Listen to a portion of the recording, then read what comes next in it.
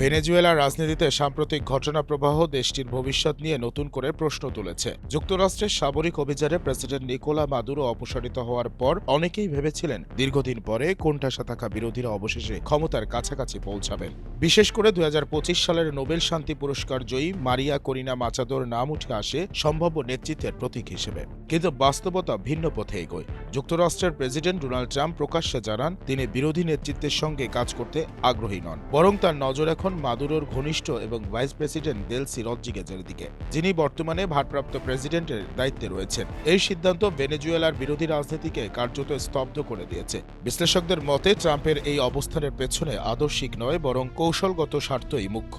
ভেনেজুয়েলার তেল সম্পদ, মাদক পাচার দমন এবং আঞ্চলিক নিরাপত্তা, এই তিন বিষয়ে যুক্তরাষ্ট্র দ্রুত ও কার্যকর সহযোগী চায়। সে কারণে গণতান্ত্রিক উত্তরণের প্রশ্নটি গুরুত্ব হারিয়েছে। ফলে ভেনেজুয়েলার সামনে এখন অস্বস্তিকর বাস্তবতা। ক্ষমতার মুখ বদলালেও শাসনের চরিত্র বদলাবে কিনা তা নিয়ে অনিশ্চয়তা থেকেই যাচ্ছে।